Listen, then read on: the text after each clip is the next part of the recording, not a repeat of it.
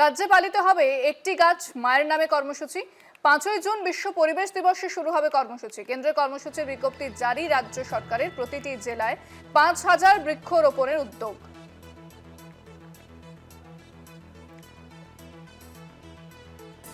26 তারিখে এই কথা জানিয়েছিলেন, এই ঘোষণা করেছিলেন মুখ্যমন্ত্রী শুভেন্দু অধিকারী। কি বলেছেন তিনি, শোনাবো আপনাদের।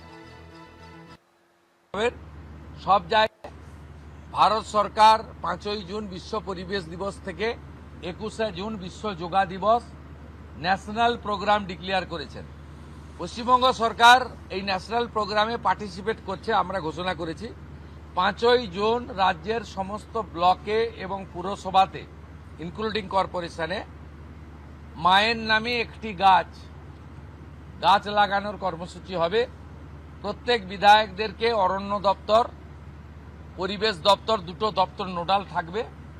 তারা ফলের গাছ দেবেন এলাকায় বিতরণ করার জন্য, এলাকায় লাগানোর জন্য।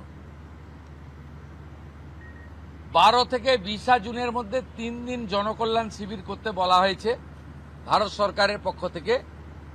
আমরা 3টে ডেট বেছে নিয়েছি, ওয়ার্কিং ডেট 15, 16, 17। আমরা সিএস এর মাধ্যমে প্রশাসনকে বলেছি স্কুলে যেন না হয়, যাতে ক্লাস হ্যাম্পার না হয়।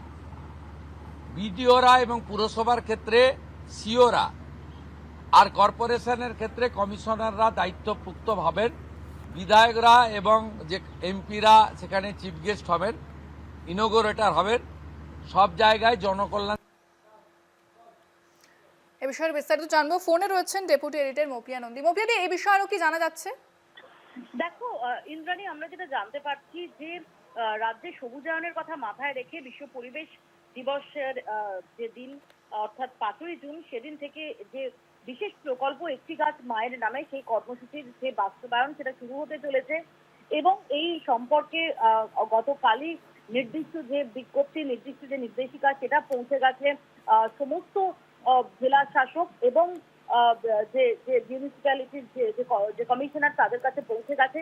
এবং যেটা আমরা জানতে পারছি যে 5ই জুন থেকে একটি গাছ মায়ের নামে, যেটা আমরা দেখেছিলাম যে ইনিশিয়েটিভ যার সূত্রপাত 5ই জুন 2024-এ প্রধানমন্ত্রী নরেন্দ্র মোদী করেছিলেন, এক পেড় মা কে নাম, এই যে কর্মসূচির সূচনা হয়েছিল তার সঙ্গে সঙ্গতি রেখেই এই কর্মসূচি শুরু হতে চলেছে।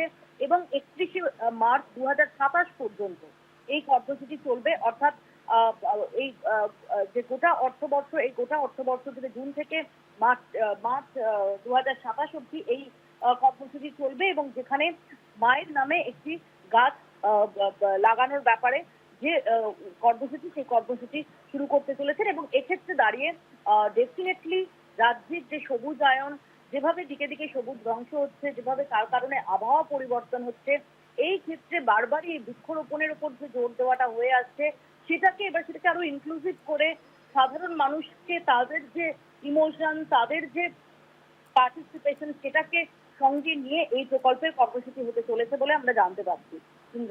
ধন্যবাদ মপিয়াদি।